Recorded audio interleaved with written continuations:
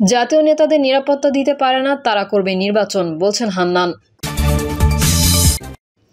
গোপালগঞ্জের মিথ চুরমার হয়ে গেছে, বলছেন পিনাকি। গোপালগঞ্জে এনসিপি নেতাদের উপর হামলাকারীদের কঠোর শাস্তির দাবি চরমোনাই পীরের। গোপালকে দিল্লি পাঠিয়ে গোপালগঞ্জকে আবু সাইদগঞ্জ বানাতে হবে, বলছেন রাশেদ প্রধান। এবং সর্বশেষ জানাবো, জীবন মৃত্যুর মতো পরিস্থিতি না হলে ঘর থেকে বের হবেন না, বলছেন আসিফ মাহমুদ। এতক্ষণ শুনছিলেন সংবাদ শিরোনাম, এবারে বিস্তারিত। তবে তার আগে অনুরোধ থাকবে আমাদের চ্যানেলটি সাবস্ক্রাইব করে বেল আইকনটি ক্লিক করুন। জাতীয় নেতাদের নিরাপত্তা দিতে পারে না, তারা করবে নির্বাচন, বলছেন হান্নান। গোপালগঞ্জে জাতীয় নাগরিক পার্টির নেতাকর্মীদের ওপর হামলার ঘটনায় ক্ষোভ জানিয়ে অন্তর্বর্তী সরকারকে উদ্দেশ্য করে দলটির জ্যেষ্ঠ যুগ্ম মুখ্য সমন্বয়ক আব্দুল হান্নান মাসুদ বলেছেন, একটা জেলায় জাতীয় নেতাদের নিরাপত্তা দিতে পারে না, তারা করবে নির্বাচন। পোস্টে হান্নান মাসুদ লিখেন, এজন্য তোদের চরম মূল্য দিতে হবে এই গভর্নমেন্টকেও। অন্তর্বর্তী সরকারকে কটাক্ষ করে তিনি লিখেন, একটা জেলায় জাতীয় নেতাদের নিরাপত্তা দিতে পারে না, তারা করবে নির্বাচন, আগে দেশ নিয়ন্ত্রণ করেন। এদিন এনসিপি সমাবেশ ঘিরে রণক্ষেত্রে পরিণত হয় গোপালগঞ্জ। নিরাপত্তার জন্য জেলা সার্কিট হাউসে আশ্রয় নেন নাহিদ হাসনাত সার্জিস সহ এনসিপির নেতারা। গোপালগঞ্জের মিথ চুরমার হয়ে গেছে, বলছেন পিনাকি। জনপ্রিয় অ্যাক্টিভিস্ট ও লেখক পিনাকি ভট্টাচার্য বলেছেন, গোপালগঞ্জে আমরা ঢুকতে পারবো না, ঢুকলেও বাইর হতে পারবো না, এই ছিল মিথ। এই মিথ চুরমার হয়ে গেছে। বুধবার নিজের ফেসবুক পেজে দেওয়া এক পোস্টে এই কথা বলেন তিনি। পিনাকি তার পোস্টে বলেন, রাজনৈতিক দলের কর্মসূচিকে নিরাপত্তা দেওয়া পুলিশের কর্তব্য। এনসিপি মারামারি করতে যায়নি, সভা করতে গেছে। এনসিপির হাতে অস্ত্র ছিল না, ওদের হাতে ছিল। পুলিশ আর্মি নিরাপত্তা দিয়েছে, তাদের পেশাগত কাজ করেছে। পুলিশ আর্মি এই কাজ করেছে রক্তপাতহীনভাবে। এটাই বিজয়, হাসিনার জামানাকে অতিক্রম করে যাওয়ার বিজয়। এই বিজয় এলো বর্ষা বিপ্লবের নায়কদের হাত ধরেই। তিনি বলেন, গোপালগঞ্জে মুজিব বিরোধী সমাবেশ করতে যাওয়া যায়, নিরাপদে ফিরেও আসা যায়, কোনো প্রাণঘাতী সংঘাত ছাড়াই। এই ঘটনায় রাজনৈতিক মূল্য অনেক, এগুলোই ছোট ছোট বিজয়। তিনি আরো বলেন, গোপালগঞ্জের জনগণ নামেনি, নেমেছিল বাকশালী গুন্ডারা। ওরা মরণপণ লড়াই করতে পারে না, সেটাও তো দেখলেন। আমরা শিরনত না করে লড়ে যাওয়া তারুণ্যের পাশে থাকব। ওরা হারুক বা জিতুক, আমরা বিজয়ের জন্য ওদের পাশে নেই। আমরা ওদের লড়াকু মনোভাবের জন্য ওদের পাশে ছিলাম, আছি, থাকবো। অসত্যের কাছে কভু নত নাহি হব শির, ভয়ে কাঁপে কাপুরুষ, লড়ে যায় বীর। ইনকিলাব জিন্দাবাদ, মুজিববাদ মুর্দাবাদ।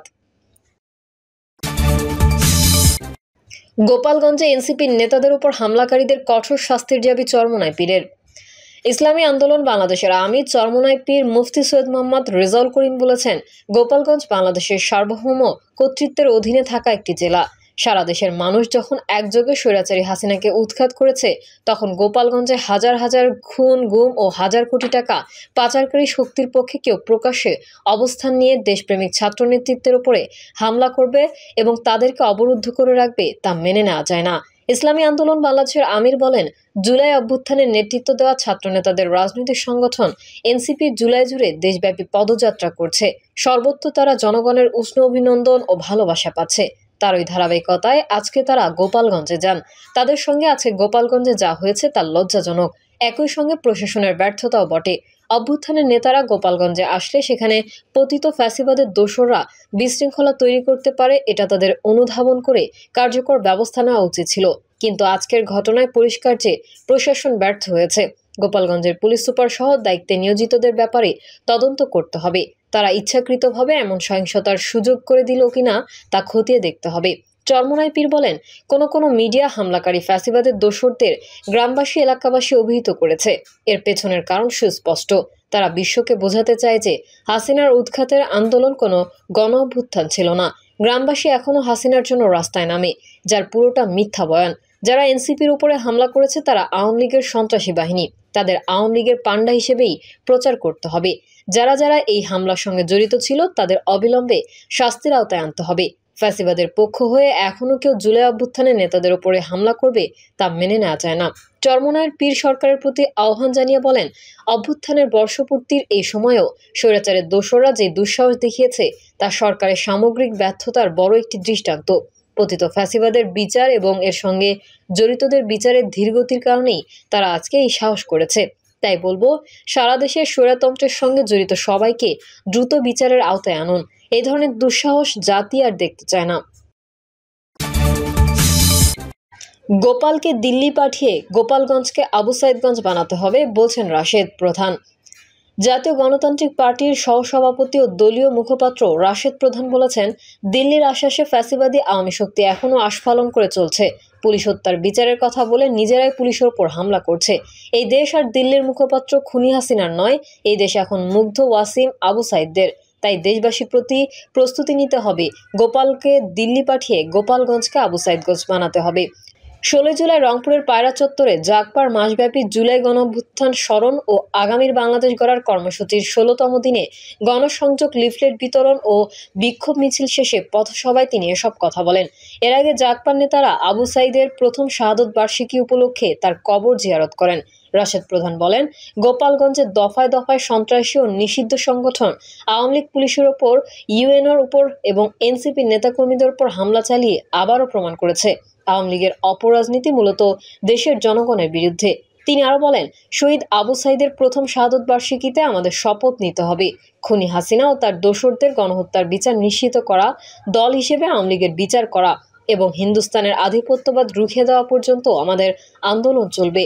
ভারতীয় আগ্রাসনের বিরুদ্ধে এবং গণহত্যাকারী ফ্যাসিস্ট শেখ হাসিনা ও তার দোসরদের বিচারের দাবিতে দেশব্যাপী গণসংযোগের অংশ হিসেবে জাগপা 6 আগস্ট খুনি হাসিনাকে ফেরত চাওয়ার দাবিতে ঢাকায় ভারতীয় দূতাবাস ঘেরাও কর্মসূচির ঘোষণা দিয়েছে। জীবন মৃত্যুর মতো পরিস্থিতি না হলে ঘর থেকে বের হবেন না বলছেন আসিফ মাহমুদ। গোপালগঞ্জবাসীর উদ্দেশ্যে অন্তর্বর্তী সরকারের যুব ও ক্রীড়া উপদেষ্টা আসিফ মাহমুদ সজীব ভুঁইয়া বলেছেন, জীবন মৃত্যুর মতো পরিস্থিতি না হলে সাধারণ জনগণ কেউ ঘর থেকে বের হবেন না।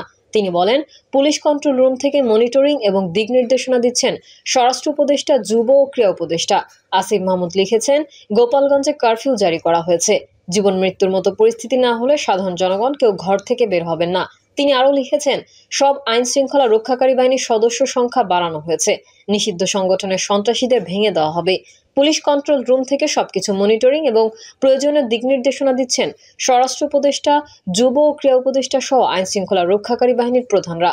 প্রসঙ্গত, বুধবার বিকাল 2:45টার দিকে গোপালগঞ্জের সভা শেষে ফেরার পথে এনসিপির গাড়িবহরে হামলার ঘটনা ঘটে। কার্যক্রম নিষিদ্ধ হওয়া আওয়ামী লীগ ও নিষিদ্ধ ছাত্রলীগের নেতাকর্মীরা এই হামলা চালায় বলে অভিযোগ করেছেন এনসিপি নেতারা। এ সময় গোপালগঞ্জ রণক্ষেত্রে পরিণত হয়। পরিস্থিতি নিয়ন্ত্রণে পুলিশ ও সেনাবাহিনী গুলি চালিয়েছে। এ সময় পুলিশ ও সেনাবাহিনীর গাড়িতেও হামলা হয়। এরপর দলটির নেতারা পুলিশ সুপারের কার্যালয়ে আশ্রয় নেন। পরে আইনশৃঙ্খলা বাহিনী সেখান থেকে তাদের উদ্ধার করে।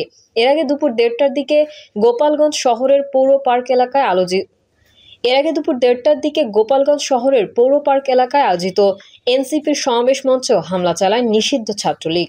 সমাবেশ মঞ্চে থাকা সাউন্ড বক্স, মাইক, চেয়ার ভাঙচুর সহ উপস্থিত এনসিপির নেতাকর্মীদের উপর হামলা করা হয়। পরে পৌর পার্ক এলাকা ত্যাগ করার কিছু সময় পর হামলার মুখে পড়ে এনসিপির গাড়িবহর। প্রিয় দর্শক, এই ছিল এখনকার সর্বশেষ সংবাদ। আপডেট সহ সংবাদ পেতে চ্যানেলটি সাবস্ক্রাইব করে বেল আইকনটি ক্লিক করুন। কমেন্টে আপনার মতামত জানিয়ে আমাদের সাথেই থাকুন। ধন্যবাদ সবাইকে। আল্লাহ হাফেজ।